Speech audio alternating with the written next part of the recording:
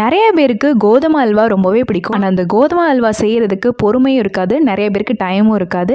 So சிம்பிளாக ஏதாவது ஹல்வா செஞ்சு பார்க்கணும்னு நினச்சிங்கன்னா கண்டிப்பாக இந்த பாம்பே அல்வாவை செஞ்சு பாருங்கள். அவ்வளோ டேஸ்ட்டாக இருக்கும், சிம்பிளாக இருக்கும், நிறைய இன்க்ரீடியன்ஸ் தேவைப்படாது, சீக்கிரமே செஞ்சு முடிச்சிடலாம். வாங்க எப்படி செய்கிறதுன்றதை பார்க்கலாம்.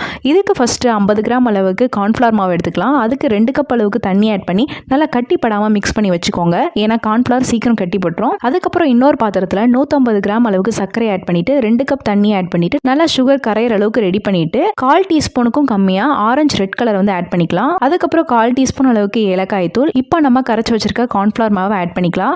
ஆட் பண்ணிட்டு மிக்ஸ் பண்ணிட்டே இருங்க. சீக்கிரம் வந்து கெட்டி பட்டுரும். கொஞ்சம் கெட்டியாக ஸ்டார்ட் பண்ண பின்னாடி நம்ம கட் பண்ணி வச்சிருக்க நட்ஸ் ஆட் பண்ணிக்கலாம். நான் வந்து முந்திரி பருப்பு ஆட் பண்ணியிருக்கேன், நீங்க முழுசா கூட ஆட் பண்ணிக்கலாம். இப்போ அதை ஆட் பண்ணிட்டு நல்லா மிக்ஸ் பண்ணிட்டே இருக்கும் போதே 50 ml நெய்யை வந்து கொஞ்சம் கொஞ்சமா ஆட் பண்ணி மிக்ஸ் பண்ணிக்கலாம். நீங்க வந்து முழுசா ஒரே டைம்ல ஆட் பண்ணிடக்கூடாது, கொஞ்சம் கொஞ்சமா ஆட் பண்ணி இந்த மாதிரி மிக்ஸ் பண்ணிட்டே இருக்கணும்.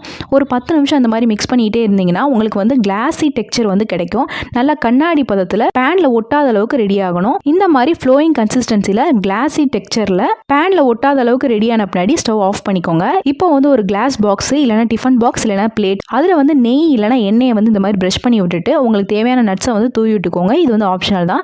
இப்போ வந்து நம்ம ரெடி பண்ணி வச்சிருக்க ஹல்வாவை சுட சுட அதில் ஆட் பண்ணிக்கலாம். ஆட் பண்ணிட்டு மேலேயும் வந்து நட்ஸ் ஆட் பண்ணிக்கோங்க. இதுவும் ஆப்ஷனல் தான். இப்போ வந்து இதை நல்லா டேப் பண்ணிக்கலாம். டேப் பண்ணிட்டு ஒரு 2 மணி நேரம் அப்படியே வந்து ரெஸ்ட்ல விட்டுருங்க. இதை வந்து நீங்க சூடா கூட சாப்பிடலாம், சூப்பரா இருக்கும். ஆனா நீங்க பீஸ் போடணும்னு நினைச்சீங்கன்னா 2 ஹவர்ஸ் வந்து ரெஸ்ட் விட்டணும். அப்பனா தான் வந்து நீங்க பீஸ் போட முடியும். 2 மணி நேரம் கழிச்சு நீங்க டீமோல்ட் பண்ணிட்டு பீஸ் போட்டீங்கன்னா அழகா வந்து ரெடி ஆயிரும். இது வந்து நீங்க என்ன ஷேப்ல வேணாலும் கட் பண்ணிக்கலாம். ரெக்டாங்கிள், ஸ்கொயர் அப்படின்னு வந்து நிறைய ஷேப் இருக்கு. உங்களுக்கு தேவையான ஷேப்ஸ்ல நீங்க பீஸ் போட்டு எடுத்துட்டீங்கன்னா சூப்பரான பாம்பே ஹராச்சி அல்வா ரெசிபி ரெடி ஆயிரும்.